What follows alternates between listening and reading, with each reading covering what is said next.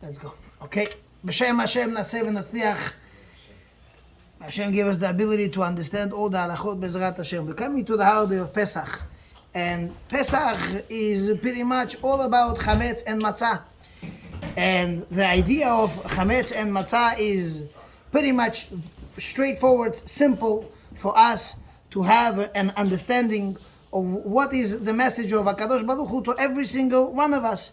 For men, for women, for children, for grandparents, for grandchildren, and from generations to come and to go, Bezrat Hashem.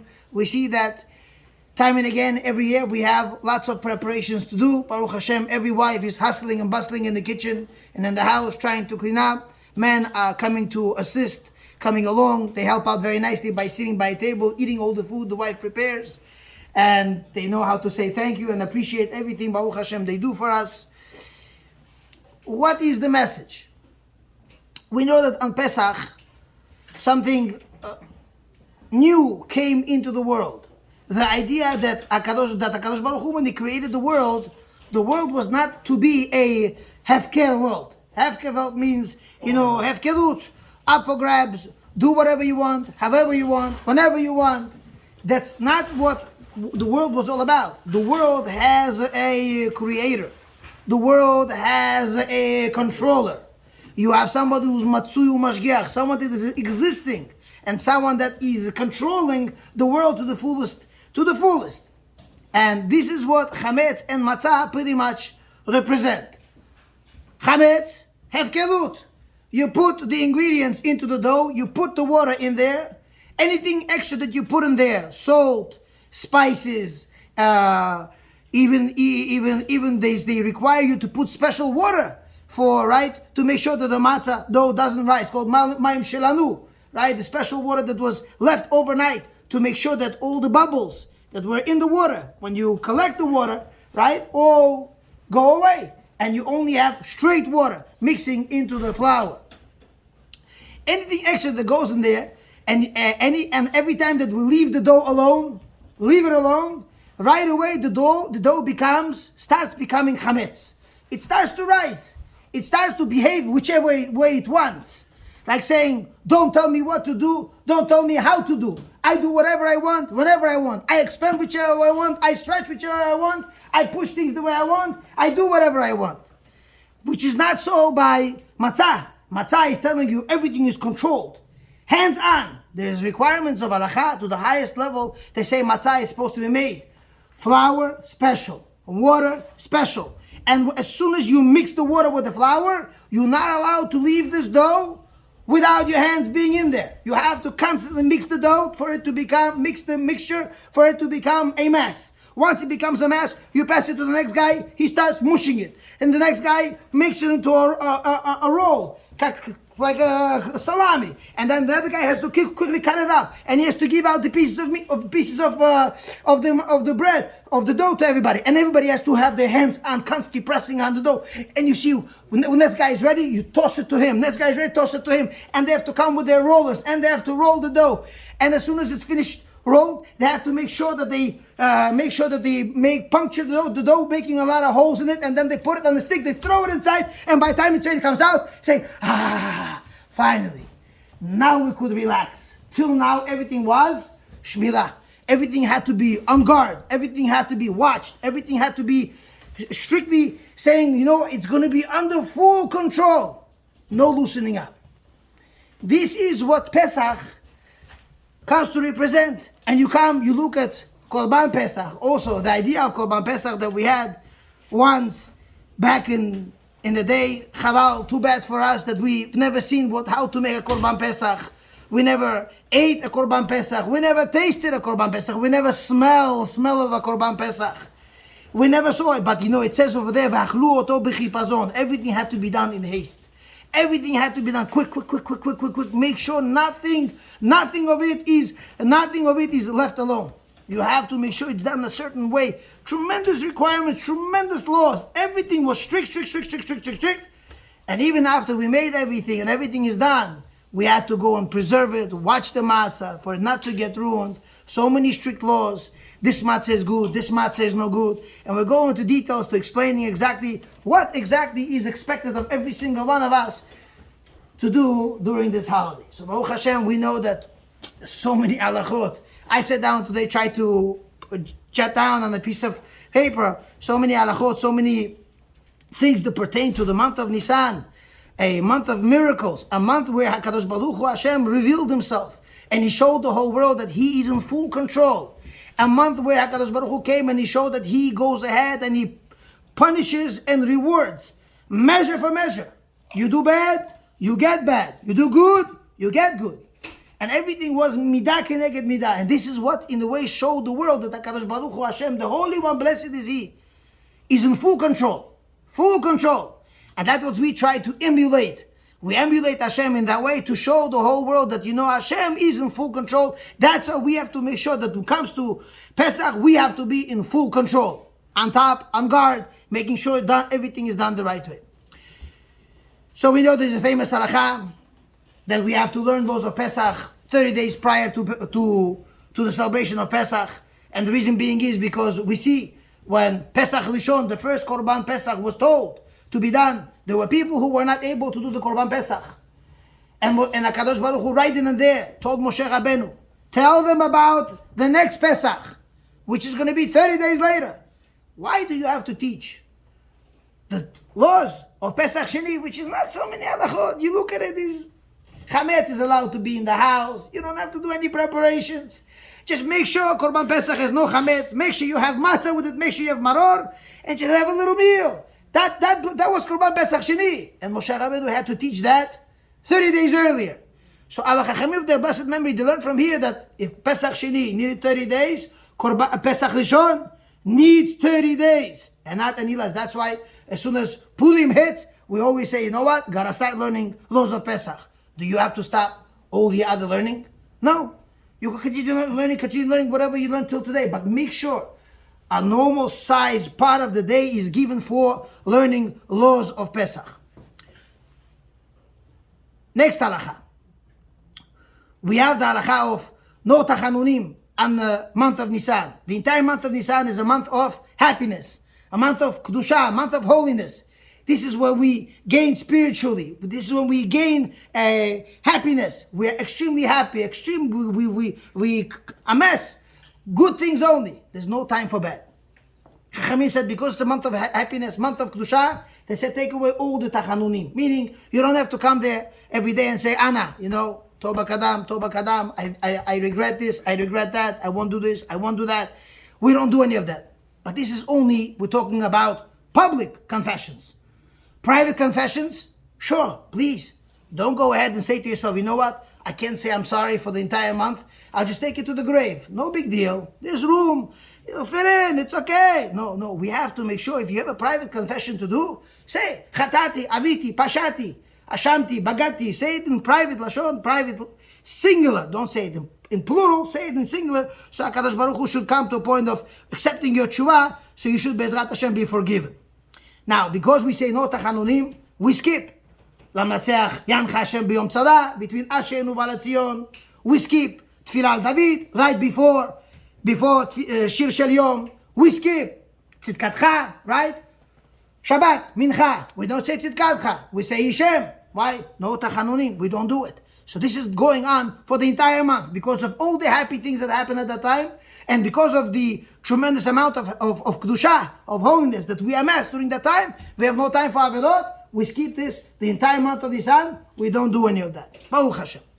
Now is the time also, we know, the reason why it was considered to be happy times, we do what's called Parashat HaNesiim. We know that every single Shevet, at the inauguration, opening of the Mishkan, they had korbanot to offer. Every Shevet went. Yehuda, Yisachar, Reuven, everybody went to offer korbanot. Because every Shevet offered korbanot, it's considered to be happy moments for us, because we don't know which Shevet we come from. Because the day we offer korbanot, that's a happy day for us. It's considered to be a Yom Tov. So that's why at the beginning of the month, we have to go ahead and say for the first 13 days, we say what's called Parashat HaNesiim. First we start with Yehuda, then we go with Issachar, and on and on. On the day 13, we do the menorah, Zot Chanukat HaMizbeach, right? B'yom Himashach Oto. And it says over there about the parasha of Aaron Kohen Gadol, him lighting the menorah. So this is pretty much 13 days. The 14th day is Korban Pesach, right? And then you have 7 days of Pesach. And afterwards, we know Latid Lavo in the future, when Mashiach will come, again we're going to have the inauguration of the Bet HaMikdash.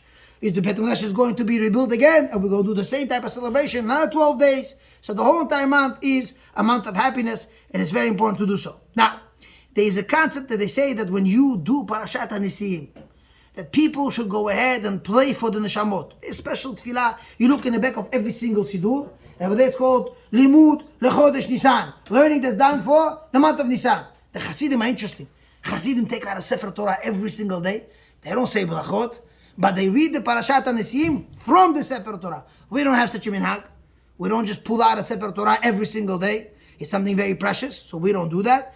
But there's a concept to say it, and then there's a special Yiratzon that we say over there. We pray for the neshamot, for those souls that passed on. We want them to reach their high levels, so we go ahead and we pray for those neshamot. It's a concept to put 3 coins to tzedakah, 3 coins to tzedakah, which is done there for the tikkun of those neshamot that's needed, so they put 3 coins to the tzedakah. Now, next concept, Ta'anit Tzibur, fasting. Fasting during the month of Nisan. Public fasts are no place at all. We do not fast, no public fasts. It's all pushed off. But Ta'anit Yachid, private fasts, people who, I'm not talking about Weight Watchers. A lot of people are on diet all their life, and they say, I'm going to lose it one day, I'm going to lose it. It's going to happen one day. You see, I'll prove it to everyone. Yes, they lost it. Now, Bezrat Hashem. But they're talking about Weight Watchers, talking about people fasting. So those people who fast, private fast, allowed to be done, should be done. Why not? It's there for zikuch, to purify yourself, to make yourself a better person. No, we always know that chalti choli, rosna meista, it's only when we're empty, no food, do we lower our head. Right? When the food's in our stomach, our head can go down. It always stays up. But when stomach is empty, automatically goes down and say, you know what, I'm sorry, you're right. You're right, I'm sorry. That is the allowed to done private fasts, but this is the way to. Next concept, Birkat HaIlanot, blessing of the trees. Very important concept. Now, blessing of the trees is an obligation for men, obligation for women too. They have to come to do Birkat HaIlanot. When is the time to do it? The best time to do it is Rosh Chodesh, which was yesterday and today. So the earliest, so if you don't see the blossoms yet, they're not so available, but as soon as they're available, should be done, of course. Now, what is the proper way of doing Birkat HaIlanot? So men, women, obligated. Now, it has to be fruit trees, edible fruit trees. It has to be minimum 2 trees. Okay? If you don't find 2, 1 is also okay. Now, the trees that are mixed breed, they go ahead and they hybrid the trees. They go ahead and they mix branches into other different trees, and they have different fruits growing on a tree because of that, like kiwi, you have grapefruit, and many other trees that are grafted. Big problem. You should not say bracha on that, because that is opposite of what Hashem created the world for. Now, he says the most proper time to do it is specifically during month of Nisan. If you cannot do it during month of Nisan, you could do it in Iyar also. If it's not available, especially those people who live on the other side of the globe, South America. By now, they have winter's beginning. By us, spring is beginning. By them, winter is beginning. So by them, everything blossoms, the opposite.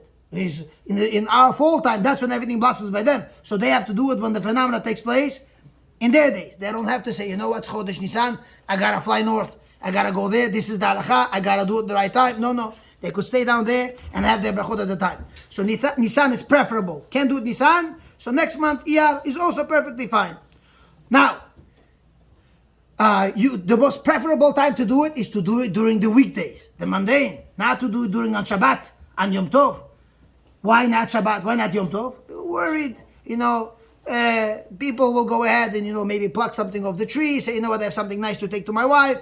It's better off not to do it on Shabbat. There are reasons brought down why it shouldn't be done. But if, let's say, this is the day, and you know that now you see it, tomorrow, right, with our busy schedule and our crazy schedule that we all have, who knows if I'm going to get to it? Please go ahead. Say the bracha. Don't come too close to the tree. Try to smell the blossom and try to touch it and whatever. We don't touch trees. Don't come close. Keep distance. Now, this is when you say Birkat HaIlanot, He says, how many people do you need?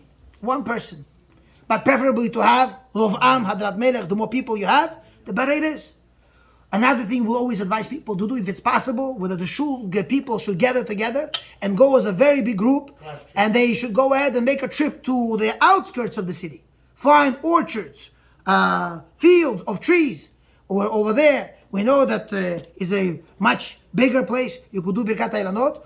The reason why we have to they say to go out of the city, is because we know there's a lot of neshamot that travel. After they go through the world and they're cast away, Hashem chases them away, saying, you don't deserve to come into Gan Eden, so they have to go in Gilgulim. They have to go in the reincarnation. So a lot of them go in stones, a lot of them go in grass, a lot of them go in trees, especially fruit trees.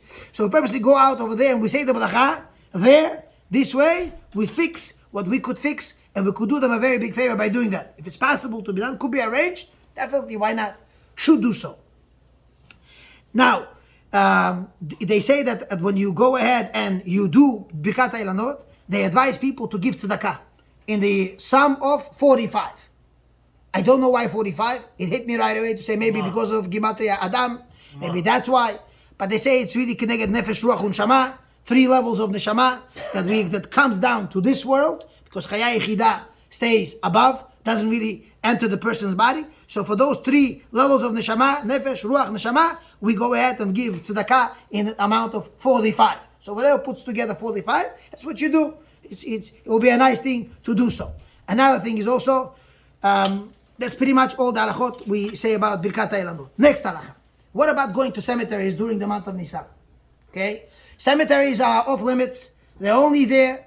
Far from us. If chas v'shalom somebody passes away, you could go to do a mitzvah, levaya, to escort somebody. Please, it's a very big mitzvah. Go there. Okay? It could be done. People go to levayot, go to the cemetery, bury the person, come back. Okay? Now, there is a concept of going to kivrei tzadikim. Kivrei tzadikim are exception. You can go to a kever of a very, very big tzaddik. It's not like going to a cemetery. And you can go there. They make a lot of trips usually at this time. People go. They ask the tzaddikim to pray on our behalf. So that is done.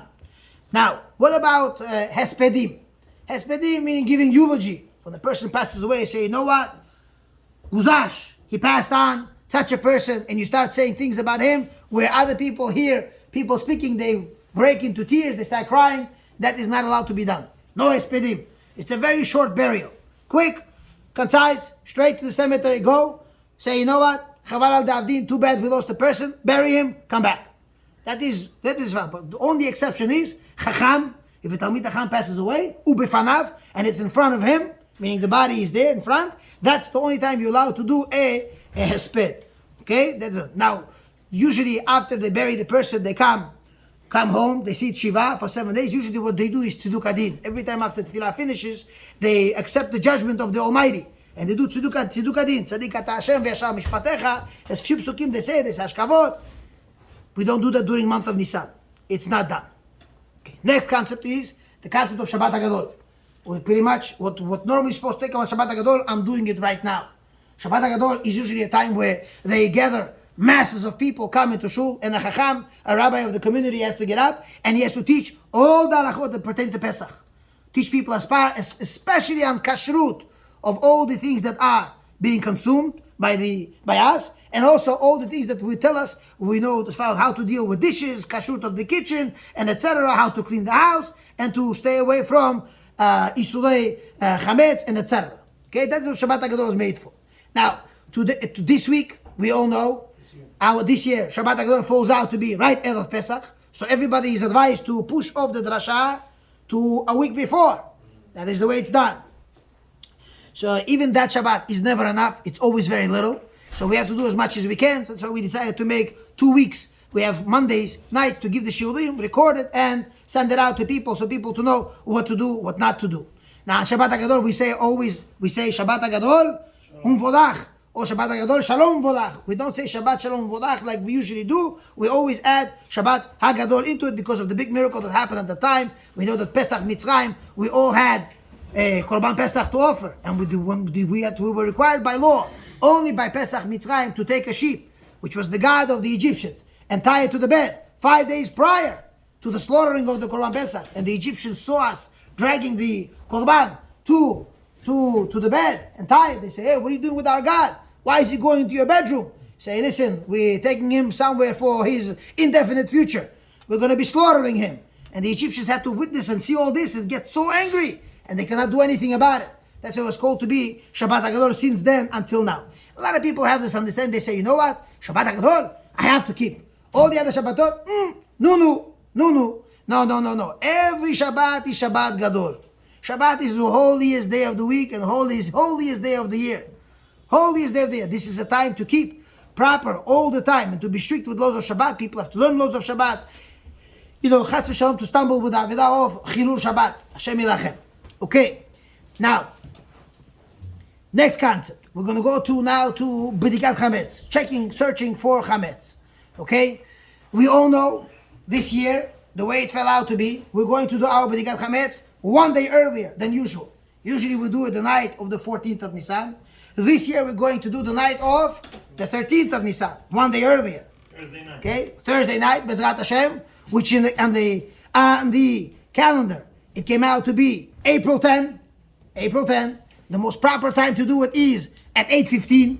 Some people will venture to say, no, do it a little bit earlier. They'll do it at 5 minutes to 8.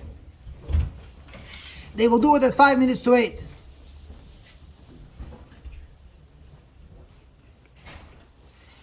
So they'll do it at 5 minutes to 8, but we do it at 8:15, which is 45 minutes after Shkia. You come to shul that night. You come to shul. When you come to shul that night, you pray before nightfall. You pray Mincha. You pray Aravit. After Aravit, you go home and you start prepare cleaning and doing what requires by law to do B'dikat Chametz. Now, prior to the 13th of Nisan, prior to 13th of Nisan, we have to do what's called a thorough cleaning of the house. Well, as long as it takes. Some people, you look at the houses, it takes few months to clean a house. It depending on what they have. Some people, they have one-room apartment and say, listen, there's not much to clean. 1, 2, 3, it's done. There's nothing to do. So the bigger it is, the more work to do. Baruch Hashem. Get as much help as possible. It's much easier when there's help versus when there's no help at all. Now, so they say what you're supposed to do is thoroughly cleaning. What requires to thorough cleaning is as follows. All the rooms of the house. Okay, this includes the shul. This includes the Bet Midrash also. It includes schools. It includes buses. It includes boats. It includes cars. It includes motorcycles. Everything you possess that has a compartment where you could put chametz in there, all these places, by law, require to have thorough cleaning there. So the more you have, the more you have to do. Now, when the more you have to do, is talking about when it's in your jurisdiction, that you are in charge of it. Okay? Because if it's rented out to somebody else, that's his headache. Has nothing to do with you. But if it's not rented to anybody else, get ready to work, roll up your sleeves, and start cleaning. Now, you have to check all the drawers. You have to clean all the cabinets. You have to clean all the pockets, especially kids. You have to clean all the school bags, all the pocketbooks. You'll be surprised what you're going to find in there. Candies, and you find gum, and you find mezonot in there, also cookies. Some people say, you know what, I'm traveling on a bus, and you never know how long it will take. Or I travel by plane, and I get stuck in the airport. Yesterday, Baruch Hashem, somebody flew to Florida, delayed, Baruch Hashem, by 3 hours. By the time they flew in and they landed, they had to wait another 4 hours to get off the tarmac to get to the gate in order to leave the airport. So pretty much they got to the airport at 1 o'clock. They got there and they told them your flight is being delayed. And it was after it's being delayed, they finally flew out. And they told them, by the way, you cannot get off the tarmac. You're staying on the runway until you find out when you get out. They got home at 1:30 in the morning. I said, Baruch Hashem, at least you got home. Baruch Hashem, safe and sound, no problems. But still, it takes time. And what do you do when you have such a flight? You carry stuff with you. A drink, food, mezonot. You never know what you take. I used to have a friend who used to tell me, listen, I travel in my car because there's always traffic on the way. My glove compartment has everything. You'd be surprised. You find danishes in there. What don't you find there? And you have to pretty much clean everything. Now, you have to make sure you clean your talit and tefillin bags. You have to make sure you clean up all your yards, especially those people who like barbecuing. You have to clean up your cars. You have to clean up your refrigerators. You have to clean up your balconies. You have to clean up under the closets. You have to clean under your beds. You have to clean up your gardens. You have to clean up the stairwell going to the basement or going upstairs. You have to clean everything pretty much where you pretty much have an idea that chametz did go there. And we always tell people, when you clean up, do it with a very big smile, because the more you do, the more the hardship, the more reward you're going to get. Lefum tzara agla, based on your torture that you endure by cleaning for Pesach, that is how much reward you're going to get. Bezrat Hashem. So the night of the 13th of Nisan, after praying Mincha and Arvit, when you get home at 8:15, April 10th, you're going to come to the house and you're going to start not cleaning. You're done cleaning already. Now you're going to start doing what's called bedikat, the search for chametz. Okay? Some people wash their hands with the kli, as for hidur mitzvah, to beautify the mitzvah, they wash their hands. No bracha required to say, I'm washing your hands. You tell everybody who's coming to help you, please, during bedikat chametz, there's no talking whatsoever. Sign language only. If you want to say something that has to do with cleaning, you could talk about that. But to say, you know what was the score yesterday? Did the Mets lose? I think the Yankees did much better. Don't you think that finally Celtics got somewhere better this year than they had till now? So they have all these teams and on and on. So all these things are not important, nothing to do with bedikat chametz. So don't cause yourself to come to a point of saying brachot levatala. And it's very proper for you to keep quiet from the beginning all the way till the end. Okay? Now, there's a custom people have, which is al pisot. The Maharil brings it down to put 10 pieces of bread. Now, as far as putting 10 pieces of bread, nobody said to put 10 bagels around your house or 10 challah, big chali rolls or big challahs around your house. So, it's easy to spot them. With a candle, you're for sure going to find it. No. You're supposed to take pieces of bread less than kazayit. Purposely less than kazayit, small, 10 pieces. You wrap them. Make sure you wrap them very well. Please do not wrap them with aluminum foil. If you wrap them with aluminum foil, you're just going to get a better toast when you throw it inside to be burned, because you have to unwrap and open everything. Just take them into, small sandwich bags. Put 10 pieces of bread. Prepare them ahead of time. This way you don't come out of the bedikat chametz say, you know what, we ate all the bread, nothing is left. How am I going to do bedikat chametz? I have a minhag to put out 10 pieces of bread. Be prepared. Prepare it now already. Put it in the freezer. You know it's there. Comes the night of bedikat chametz, take them out with responsibility, obviously. Take a pen and paper and tell everybody, listen, you're going to put this piece of bread somewhere, write it down on a piece of paper. Now, we purposely tell people to take pieces of bread less than kazayit. The reason why we take less than kazayit, first of all, no bal tashchit, number one, because it's still edible. It's not just, it's not a game. So you know what? Bagels, liposhki, right, samarkansky, Tashkensky, and on and on. No, that's not the purpose. The purpose is to take little pieces of bread, you put them around the house, and you go and you search for them. You find them. If you didn't find any because they were less than kazayit, good for you. You could do a bitul. Nullification, you annul, and the whole thing is batel. You don't have to search for it. Because if you did put a piece of bread bigger than kazayit, and you don't find it, guess what?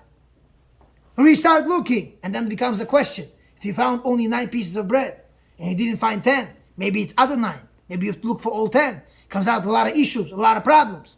So do yourself a favor.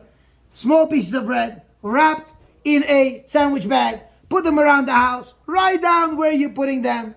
There's no obligation to put them under your bed or under the couch. That's not the point. The point is to put it on your table, on your counter, near on the floor in the kitchen, in the refrigerator, those places inside your oven, those places where you normally put chametz all year round.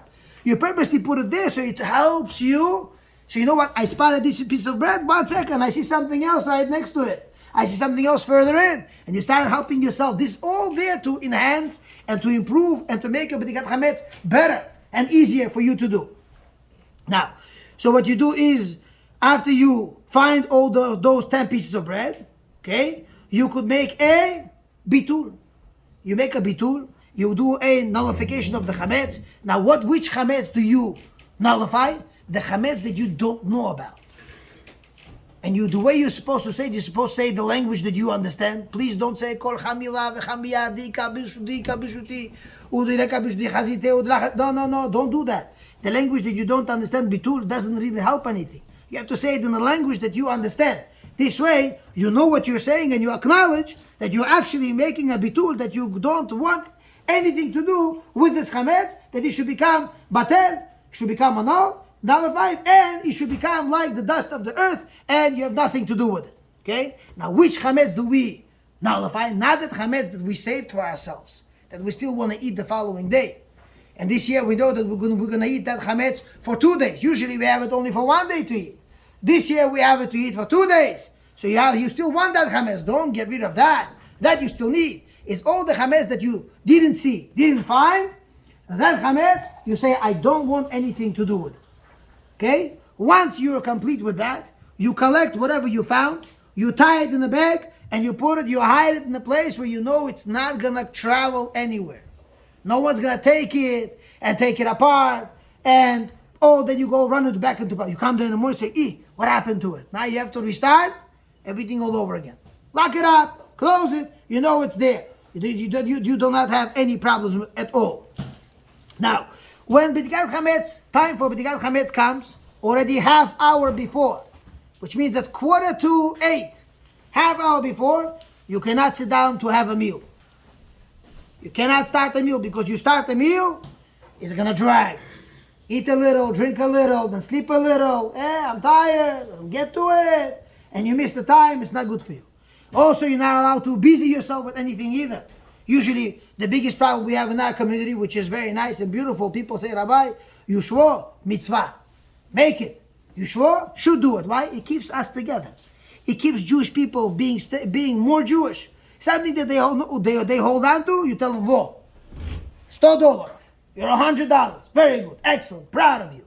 That's you. But a lot of them make Yushvo. Now, there are a lot of people who their Yushvo falls out on Pesach. They say, listen, how am I going to do Pesach? Yushvo, this and that. Let me make it earlier. What night do they make it usually on? Like Erev B'dikat Chametz. Now we say, listen, you're anyways making it early. Make it on the 12th. Make it the usual years. Make it on the 13th. On the 14th, why are you making Yushvo? For what? Don't do any of that, because this is the time you're supposed to B'dikat Chametz. You cannot go to Yushvo. You cannot go to these places, because you go there, you eat a little, you drink a little, you come home, you go and choose the mephora, say, you know what, I can't do anything right now, I'm going to sleep. And you lose out on a very big mitzvah.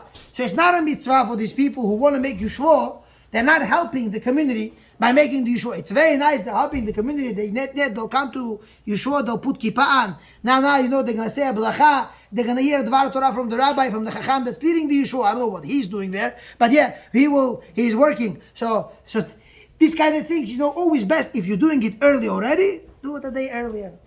One more day earlier, it's even better for everybody else. This way it will help out everybody to do the mitzvah. Okay? Now, how do we do B'dikat Chametz? B'dikat Chametz, we pretty much, our minhagim is very simple. We take a plate, disposable, Baruch Hashem, so many today. Take a disposable plate. We put salt on it. The reason why we put salt is because salt is something which is developed, has kiyum.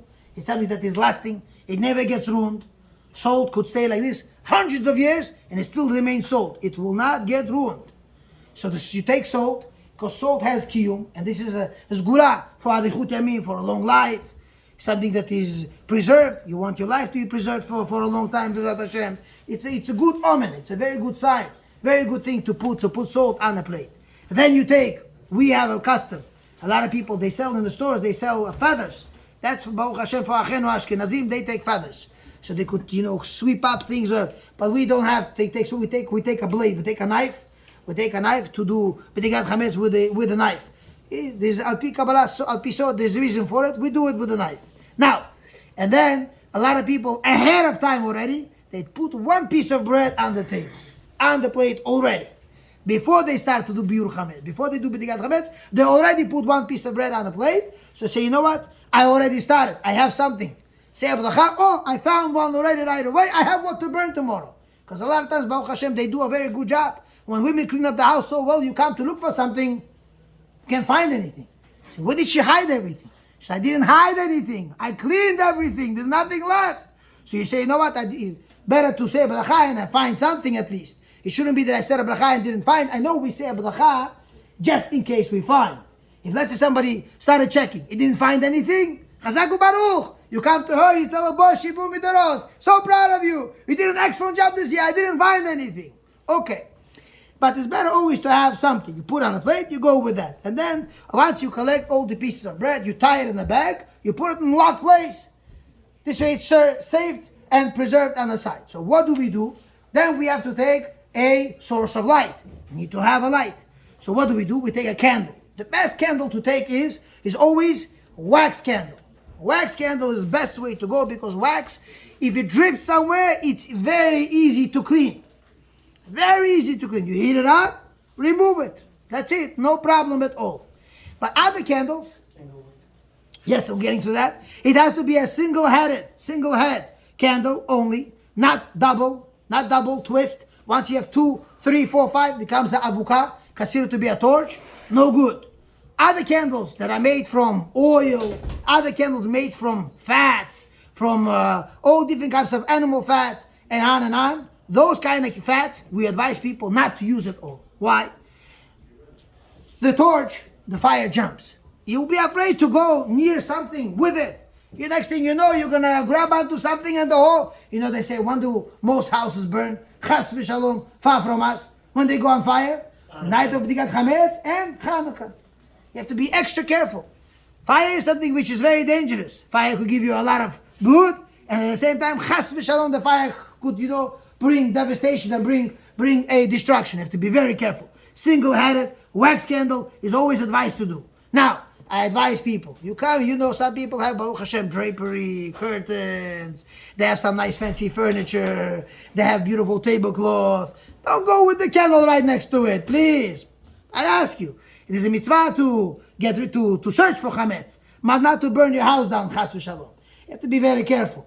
And therefore, those places where you have to be extra careful, always have handy. Baruch Hashem, today all the phones are so advanced. They have those flashlights, and they could turn them on, and the light illuminates the room, and you're able to find all the things you need to do. Go with the flashlight, panaskis, achitov, the best thing, very practical, go with that.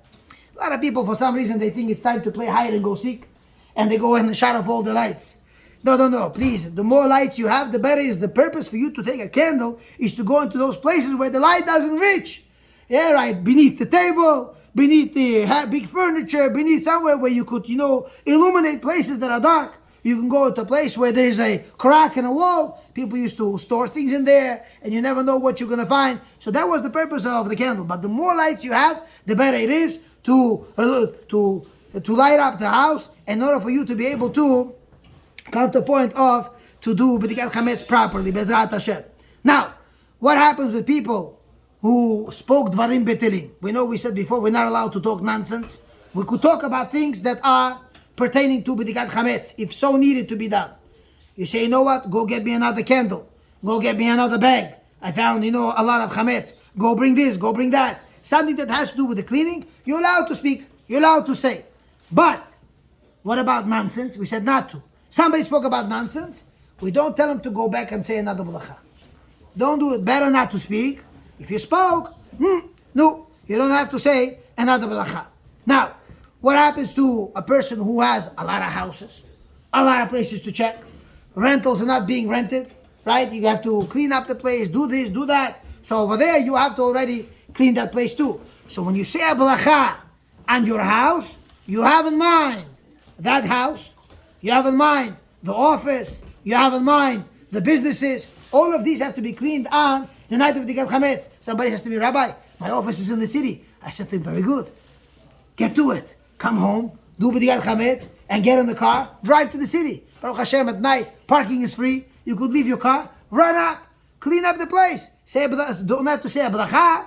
Nobody lives there. Don't have to say a bracha, but you have to make sure you clean the place. So pretty much the more you have, the more responsibilities you have. I always tell people who are in charge of shuls, gabayim, the presidents of the shul, I said to them, don't forget, you have to come at night and you have to do B'dikat Chametz after you do your house. You have to come to shul. I will prepare it for you. It's ready. Come over here and do your due diligence of cleaning the shul from chametz. Make sure you go everywhere, check everywhere, make sure there's no chametz at all. Baruch Hashem, it's been done, Baruch Hashem, in the house of Torah for the past 6 years. Baruch Hashem, this is our year number 6. It's coming, Baruch Hashem, they've been doing it till today.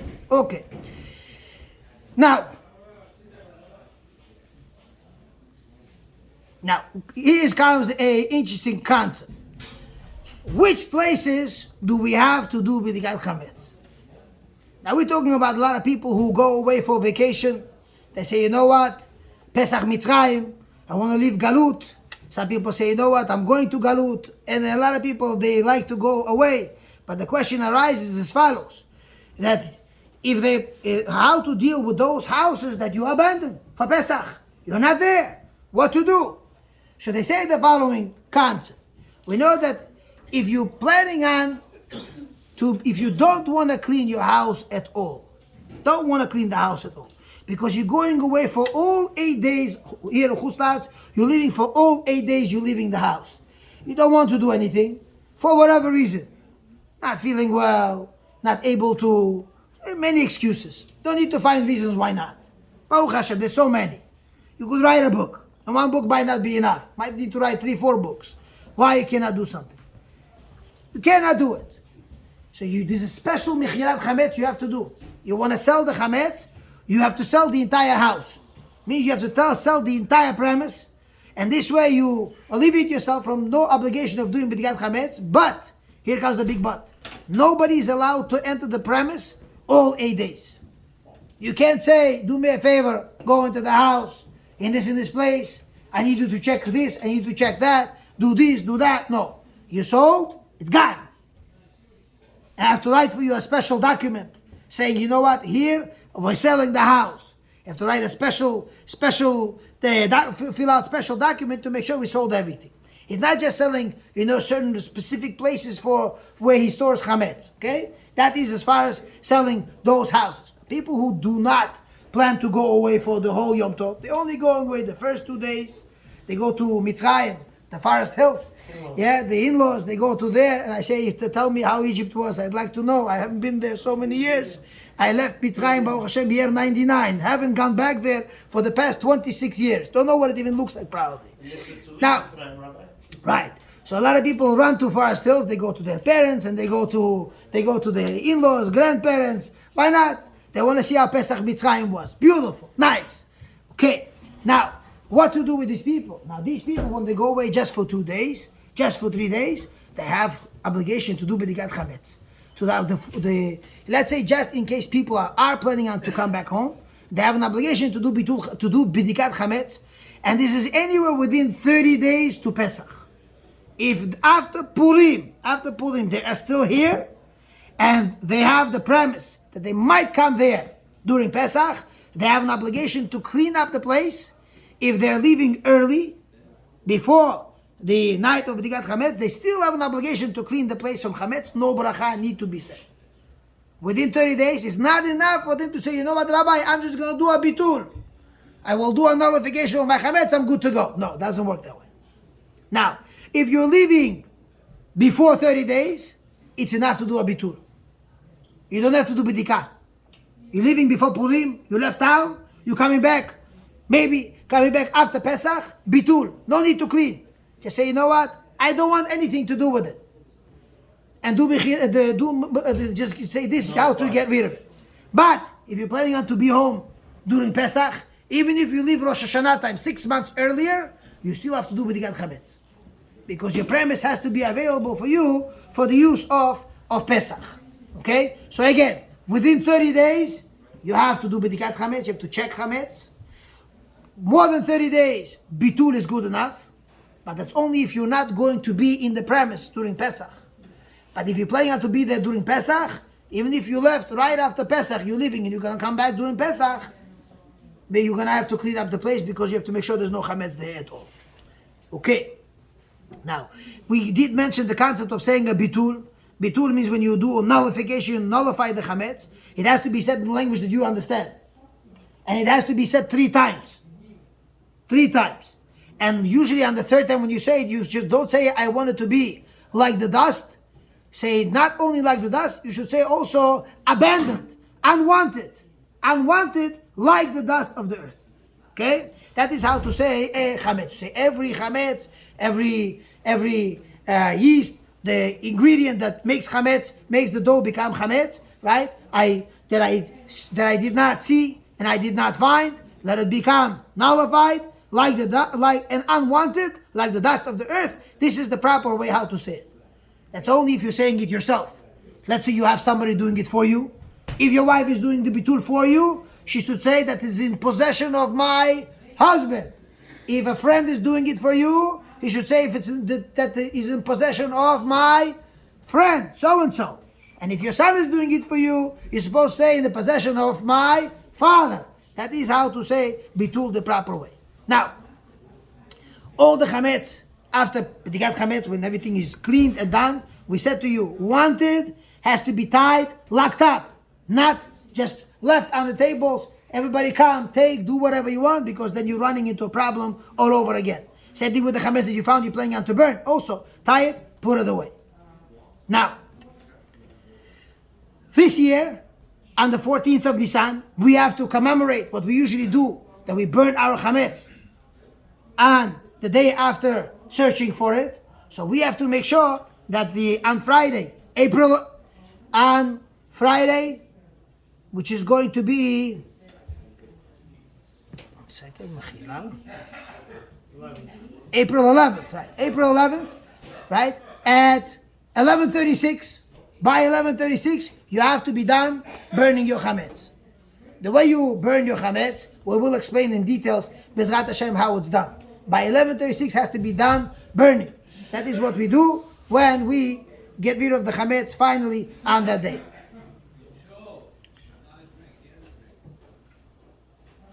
Okay. Now, what happens this year? We will talk about how to deal with Shabbat, with the meals, and when to eat, how to eat, what to eat. So this way we don't run into problems with chametz. We'll talk about in detail, Bezrat Hashem, any minute now. Now,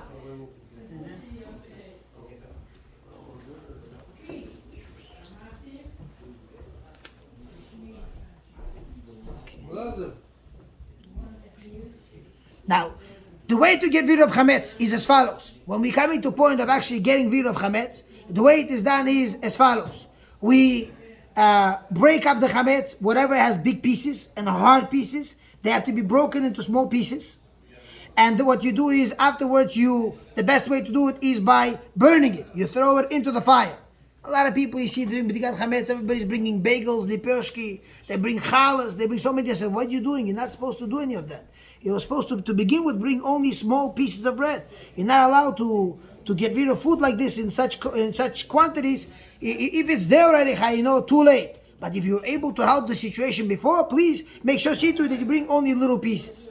You could burn it. If you can't burn it, you make it, crumple it up and throw it in the wind, or you throw it into the ocean, or you throw it into the river, or you feed it to your animals, give it to the birds, or you could throw it, put it in a bag, and throw it in a dispense garbage, public garbage, not your own private garbage. Do not throw anything into your own private garbage can, because the garbage can belongs to you. You can't say, I don't want this chametz, and throw it inside there. Doesn't work that way. You have to get rid of it. You cannot throw it into your own private garbage can, outside. If you cannot throw it in your own garbage can, throw it on the sides of the public street, next to the curb, beyond your point. Till the curb, everything is yours. Up to the curb, throw it over there, little pieces. Just spread it out. Let it be over there. Let the animals eat it. Okay, that is the best way to do it. Now a lot of people, they go ahead and say, you know what? I heard one time somebody said, just flush it down the toilet. Chas v'shalom. You looking for trouble? Kitrugim. The Satan is going to say, take a look how these Jews, they behave with food. So you give it to them for them to eat and to behave with it properly, to sustain themselves. And here they are, bizayon. They go ahead and they throw it in the toilet like this. No, that's not derech kavod. It's bizayon. It's not good. You're opening Pele Satan. Please don't do any of that. Burning it is different. Toast. You're burning it. You want a good smell. It smells good when it burns. People like when it burns properly. Well, there's nothing wrong with that. Nothing wrong with burning it. On the contrary, it's more derech kavod. You make it into ash. Ash could be used something for afterwards. Just waste. In the olden days, they used to use ash for what? to wash dishes. It was the best way how to, if somebody wanted to clean his pots and pans made out of metal, and it had that heavy residue, how do you think they cleaned it? They dipped the sponge in ash, and they used to clean it. Also, ash is good for heartburn. You take ash pills, right, to take away heartburns. A lot of good use you put from ash. But throwing it in the toilet, there's no bigger bizayon, no bigger belittlement than that. That's a very improper thing to do, to throw bread in the toilet, to flush it. Please don't do any of that. Wrap it up in a thing. You have a building, you have a chute, open up, throw it down there, and let it go. But don't throw it in your private garbage can. It's not a proper thing to do. Now,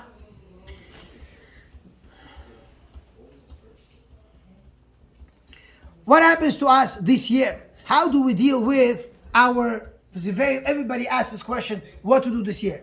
This year, Baruch Hashem, we have an obligation to fulfill the Su'udot of Shabbat. Okay? So the best thing you have to do is, first of all, number one, you have to make sure your whole house is already Pesach. All the pots, pans, everything is Pesach. Everything.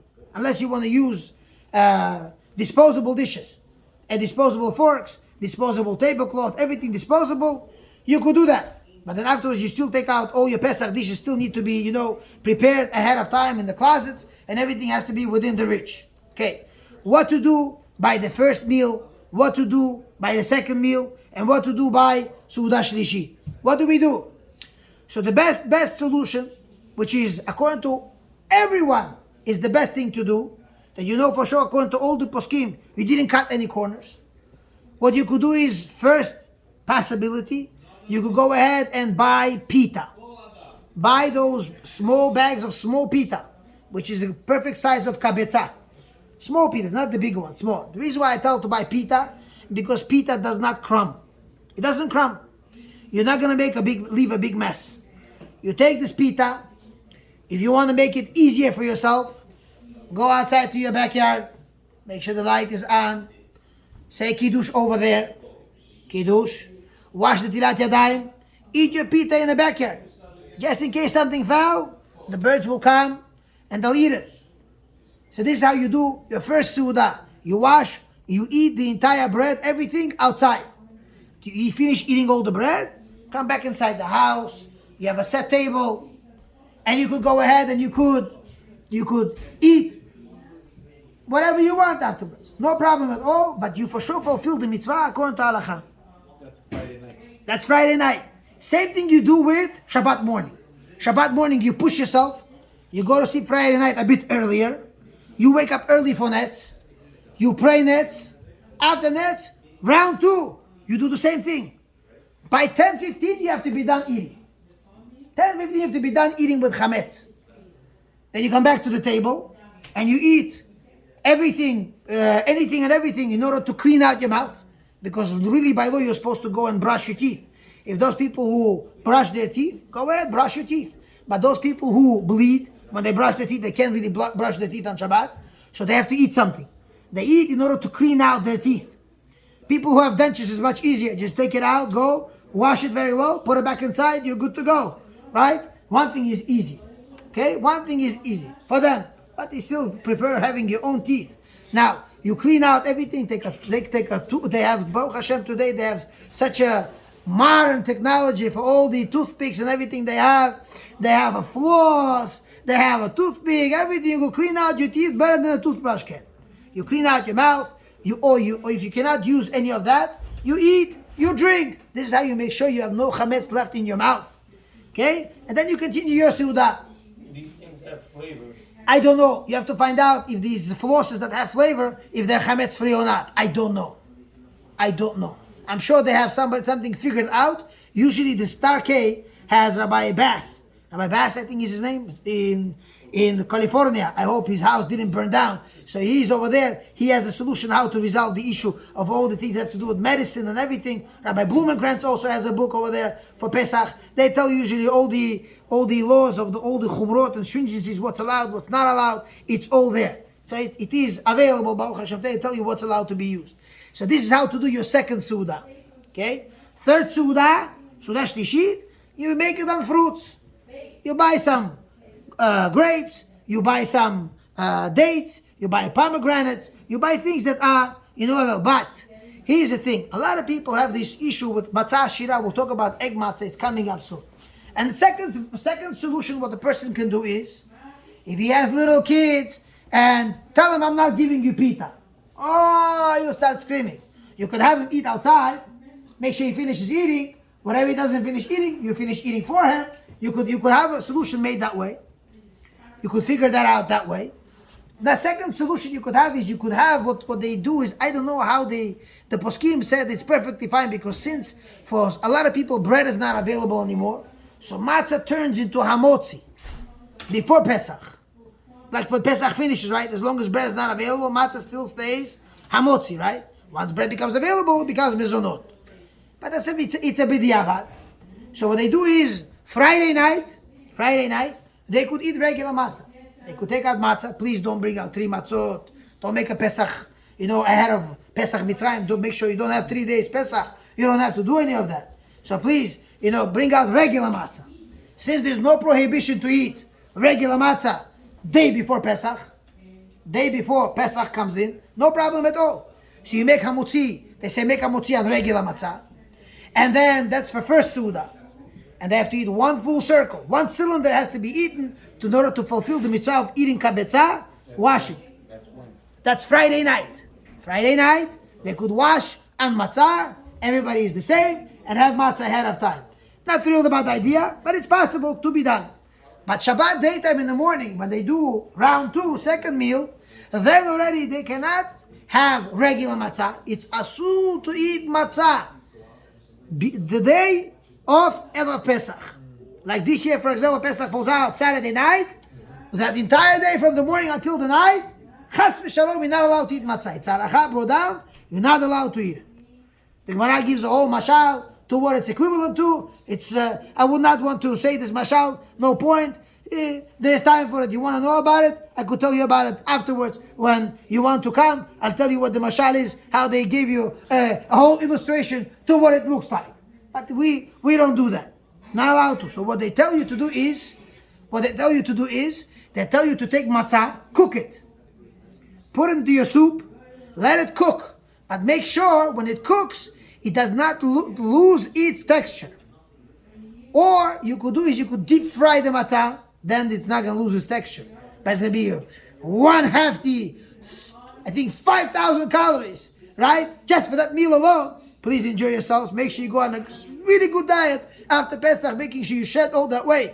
So as long as the matzah still retained its look, or you could fry it in egg. Dip it in the egg and fry it. So such a matzah still remains hamutzi. And they say to do hamutzi on that. And then Suda Shlishi, they tell you could go ahead and eat fruits, vegetables, like what the other solution was. Solution number 3. Solution number 3 is not advised to do at all. I don't have a problem if you go ahead and eat egg matzah on Friday night, Shabbat morning. But once you reach 10:15, after 10:15, chas v'shalom, you should not eat it at all. Many poskim, a lot of ink was spilled about it. They say chash chametz, and a lot of people were strict. The Achenu Ashkenazim, I know they don't bring matzah shira on the table at all. They don't bring egg matzah to the table. It's a whole issue. They say eggs in the matzah. How is it possible not to become chametz? Usually no chametz for sure is water and flour. Once you add something else in there, what are you doing? Some people also add some apple juice in there. Some people add also different kinds of vinegars in there for the ingredients. Come on, that's not done already. It's a big no-no, a big issue, and for that reason they say because of shash chametz, they say don't eat it. Don't eat it. Don't plan on to make a suda with it.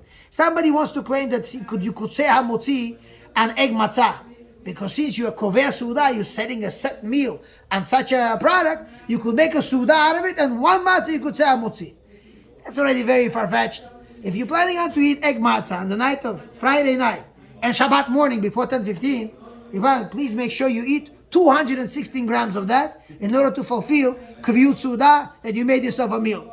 If you're really planning on to do it, let me know where you're doing it so I don't go there.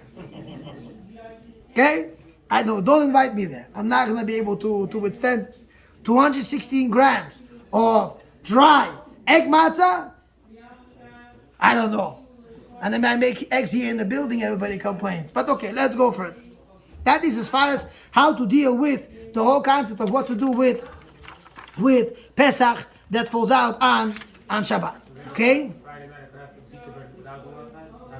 You could have it, now again, those people who want to have their pita, make kiddush indoors, and eat pita indoors, please make sure you are extra careful, extra careful, eat it, but make sure you clean up after yourself, and making sure there's no crumbs or anything, or any residue whatsoever, because in Pesach, even the most smallest amount of chametz that falls inside your food, the whole thing becomes asur. There's no bitul, it's a very big problem, a very big issue, be very careful. I don't advise you.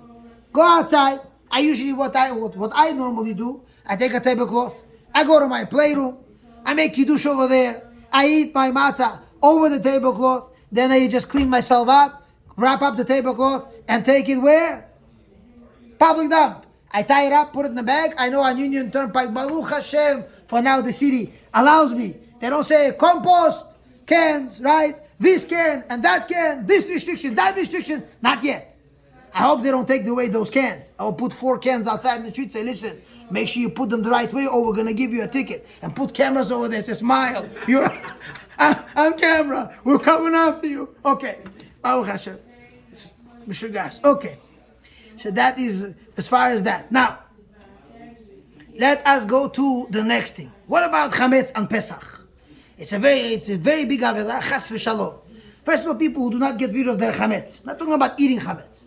People who do not get rid of their chametz, they violate one law of Torah that says, get rid of your chametz. And you mevatel said, deliberately you go against Hashem that tells you, get rid of it. Okay? Another 2 avirot they get to do is also where Torah says, you may not have and may not see any chametz. So that's going to be another 2 avirot that come with it. It's a very big issue. You're not allowed to have any of that. If chas v'shalom people get to eat chametz on Pesach, chas v'shalom, and they eat kazayit, they eat 28 grams of chametz on Pesach, chas v'shalom, karet. It's a very big avirah. You need to do tshuva. I remember one time there was a story with one person that by mistake ate chametz on Pesach. And he came to his rabbi, and the rabbi told him, listen, you need to go to galut. And he told him, go to galut for 2 years. So the student asked his rabbi, why 2 years? Why 2 years? So he says to him that when you look in the Torah, and v'nichreta, nishnei gereshit, v'nichreta, 2 sticks going up. 2, not less. Go, galut for 2 years in order to atone for the sin of chametz and Pesach. Now, what do we do with chametz and Pesach? So the halacha is as follows. We got to sell all our chametz. Those people who don't want to throw away their chametz, and they have a lot of it, and during the years of COVID, I remember, and during the years of turbulence in the stores, where people all were hurting and collecting and making sure that, they thought that's it. There's going to be no more food in the world. It's coming. The world's coming to an end. They thought food's going to die from COVID. That's what they thought. Not people. But okay. So they said, you know what? We have to be extra careful. Then I remember clearly, all the rabbis said, you should not get rid of your chametz. You should put it aside. You never know what after Pesach is going to bring. Here you're going to be a chassid, and you're going to throw away all your chametz, and you could rely on the sale. And you're going to throw away all your chametz. You becoming a chassid shoteh on the account of your family. What you're going to feed them tomorrow. But Baruch Hashem, today, Baruch Hashem, we have no problem like that. COVID is way gone. The food will not die from COVID. So because we have so much food, Baruch Hashem, eggs prices dropped also. I thought that this year, eggs are going to cost more than matzah. That's what I thought really. Baruch Hashem, it dropped. The eggs are back to normal. Till further notice, as they say. Baruch Hashem, there's plenty of eggs, and we could make plenty of eggs during Pesach. So, especially those people who eat only eggs on Pesach. Yes, there's a lot of people who are extra careful. They don't eat. And I could tell you what they don't eat. They don't eat potatoes. They don't eat fruits. Anything that was not peeled before Pesach, they will not eat. They have to make sure everything is prepared ahead of time. And on Pesach, you see them having buckets of water with all the potatoes and everything swimming in there. Making sure that, there was no chametz on the peel, because the peels, they spray them with herbicides, pesticides, and all of the above. And they're all chametz based, and they're extra careful, and they don't bring it. Tuna fish, they don't eat. Chickens they don't eat, meat they don't eat, this stringency, that stringency. You come on Pesach, you tell them, listen, enjoy your fast. Let me know how it goes. Do not invite me to your house. But anyways, let's go further. So on Pesach, right, we sell chametz that is in our premises. Now, what type of chametz do we have to sell? Chametz that we sell is something which is real chametz. Bread. Like one rabbi said, I don't understand. I came to America. After Pesach, I saw a guy, he opened his freezer. He took out a loaf of bread. I looked at him, what are you doing? What is that? He says, what do you mean? I sold it. He says, are you kidding me? This is a shock to him. Afterwards, he saw, that, it's part of the normal society in America, and, bread is bread, and it was a normal thing. So he had to, come to a point, of agreeing to it. Now, real chametz, pasta is real chametz also. Everything that has real mixtures of actual chametz is considered to be cakes, cookies, pastries. Everything that's real chametz is considered to be chametz. Now, there's something called which is chametz, which is not chametz gamur, that you don't know if it is chametz. Like, for example, flour. Flour, you don't know if it's chametz or not. You don't know if water fell in it, water didn't fall in it. Pretty much dry content. And it's safek, it's not chametz, it's chametz she'eino gamur. So this kind of chametz also have to be sold. Then you have mixtures of chametz. Like, for example, you have cans of food, cans of corn, cans of beans. Oh, we know all the companies, the processing companies. They use the same plant, the same processing plant they use for this, they use for other grains also. And little do you know that you have actually mixtures of chametz inside your cans. So those people who come to me and they say, Rabbi, I want to eat kitniot on Pesach. I say, make sure it's kosher for Passover. All those people who want to eat kitniot on Pesach, first of all, Bukharians, they have a minhag to keep the halacha. They don't eat kitniot. We do not eat kitniot on Pesach. This is nothing to do with Ashkenazim or Chabad or anything like that. My great-grandfather's family, back in the day when they left Russia, Bukhara, in 1890 they left. And they came to Israel. And they put the Sidur together with the halachot. He openly writes over there that we, Anan, Naginan, Kedat, Muram, we go like the opinion of Morenu Verabenu Moshe, which is the Ramah, Rabbi Silas, which is not the Shulchan Aruch when it comes to Kitniot. And the only thing from Kitniot we allow ourselves to eat is rice only. Rice. So all those people who want to say that, this was not our minhag, Chacham Ovadia and other poskim that hold like that, you can go ahead, do Atarat Nedarim, and let somebody do for you Atarat Nedarim, someone who holds that way. They could make for you Atarat Nedarim. Don't come to me, I won't do it for you. Go to somebody else. They'll do it. I do not know how to be matir such a neder. Somebody who practically knows all the halachot, he can go ahead and do it. He has what to do, Baruch Hashem. They're recording you here, not there. Okay, let's go further. Go. It's okay. Yeah. Thank you. Okay, let's go further. Baruch Hashem. Okay. So we have, this is also a chametz that people have to be careful with. That we say, there's another type of chametz, which is called ze'ah. Ze'ah is alcohol. Alcohol is not actual chametz. It's distillation. When they distill all types of things, potatoes could be distilled, grapes could be distilled, wheat is distilled, right? This distillation process where they collect the sweat that accumulates in the pot, which turns into alcohol. That is what they collect. That's called ze'ah. So that's not actual chametz. Chas v'shalom, we're not allowed to eat it, but it's called ze'at chametz. And that, all these things you could go ahead and sell to a goy. Now, when we say you're allowed to sell to a non-Jew, there is transactions that have to be done. Only a Rav Kihila, a rabbi who studies the halachot of how to do the mechirat chametz, how to sell chametz, is the person to approach to sell. You can't say, Victor, come, I'll sell you all my chametz. Doesn't work. There's a procedure. There's a system for it to be done. There's all kinyan, right? That is done, which is done kinyan sudar. There's a kinyan where they shake hands. Kinyan when they give over keys. Kinyan when they give over the chametz, the permission for the goy to have access to all the chametz and rent of all the spaces where the chametz is stored. And there's a document that they also have to sign, a big star, and then they have to have somebody who's taking responsibility for the non-Jew if he doesn't come through. There's a whole set of halachot, how they sell. Some of them also are careful to do kinyan kesef. They come with actual silver coins. and the goy has to come, you give it to him, he acquires the coins, and he buys everything with the initial down payment, but give him with silver coins, for it to be a real kinyan. There's many ways how to do kinyanim, so you have to know what you're doing, you have to know how the purchase is done. Please don't try to become the smart guy, say, I know how to do it. Now, a lot of people, they go ahead and they sell their chametz online. I advise people, please don't do it. I know Chabad.org is very big. I know the Google, Rabbi Google is the biggest of all. But I ask you, soon we have another one coming up. What is it called? AI? AI? Yes, AI is going to rule the world, Bezrat Hashem. They're putting all the money into it right now. So you have to be very careful. You want to sell chametz, come sell it in person. Sell it in person. This is the way to do it. After you sold it to the rabbi in person, and he has total control of it, he could sell it over the phone. He could sell it over the computer because he's the one who purchased everything and he's becoming your messenger. Then it's possible to do it over the phone. You could tell people, the person who's sitting in the office of the Rabbanut, you could tell them, okay, I have this and this person living at this and this address, and this is what he has. I have this and this person, this and this. There's a way how to do this. But even that should be done not that way.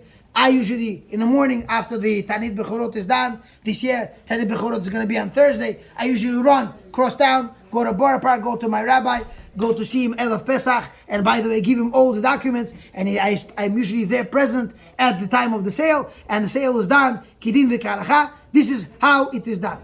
Now, a lot of people, they say, I'm selling chametz, there's a very big sale, and I want to buy so much, especially those guys who have liquor stores, and people who have regular stores, say, right now it's the sale. Let me buy everything.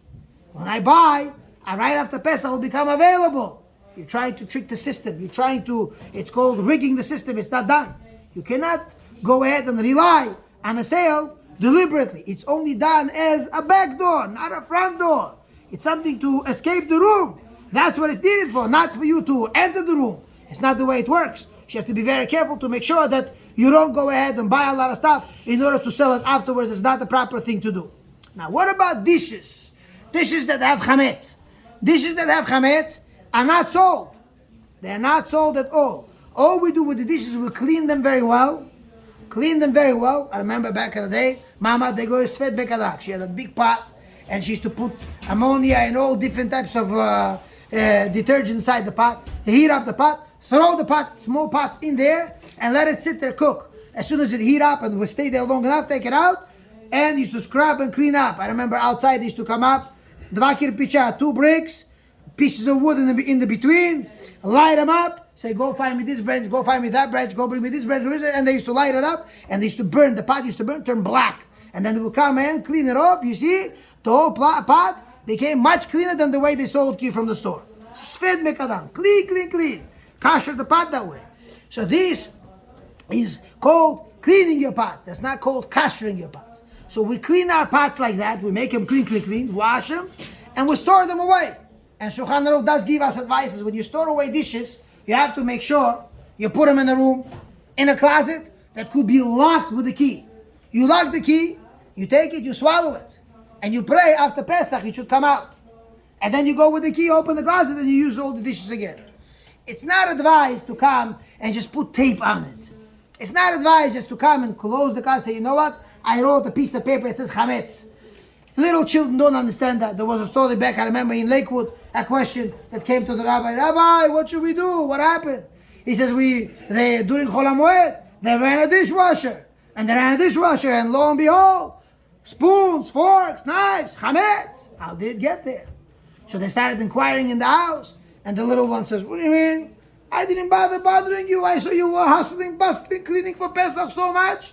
I came to the table. I saw like this, like that. No spoons, no forks. So I helped myself. I know where it is. So he got all the chametz stuff, put it on the table, and he run. And all their dishes became chametz. Became a very big issue. Balagan. What to do? What do we do? Buy new dishes. And less problems. Please make sure when Shulchan Aruch says, lock it. Use a key, close it, hide the key. There's a reason for it. Baruch Hashem. That is how to deal with the dishes that we want to put away for Pesach. Okay. I want to, Bezrat Hashem, start going into the concept of how to preparing our kitchen for Pesach. And I want to go into details of going one by one. We're going to explain things. I know we're running out of time. It's almost time to finish the class. But I will enter it next week, B'ezrat Hashem. We're going to go through all the halachot of how to kasher our kitchen properly to the best way possible for Pesach. That is B'ezrat Hashem for next Monday night, B'ezrat Hashem. But here we go. If it's possible for us, especially the ladies, Baruch Hashem, they have a store of dishes at home. Back home back in the country, I remember 2-3 pots. That was enough. And I remember there was also one more kosher pot. When all the people used to come, all the way Chadim, that were careful not to eat anywhere, say, you know what, your pot is hiding all the way up. Just like the way you tied the bag and you left it to make sure that nobody used it, you used to take out that pot in order for when they used to come as guests to serve food for them. That's how it was. But nobody had a store of dishes. I come and I say, okay, I have, Baruch Hashem, you come to buy. I say, I only want to buy one pot. But they don't sell one. And you have to buy, you can't buy one, you have to buy a whole set. You buy a whole set, say, what am I supposed to do with this? You see, shkafo, I'm to pour. All the closets are full, they're bustling. You know, if you by mistake open the closet the wrong way, the dish is going to fall on your head. Baruch Hashem. Plenty. We live in America, Baruch Hashem. Available. Why not? So all these dishes that we have, it's always best, Baruch Hashem, to have Pesach dishes. You know, you don't have to sit there bother kashering all the dishes and having big issues. What's allowed, what's not allowed. Did I clean this well? Didn't I clean this well? Did I remove the rust very well? Did I remove residue very well? Can I kasher it? Did I kasher it properly? How do I kasher it? Best thing is new. New is always the way to go. Easiest. You know you're coming, less headaches. Bistra Paminal, swap, and you, Baruch Hashem, you could start your Pesach B'ezrat Hashem. Okay, we're going to stop here. We'll do it B'ezrat Hashem next time more.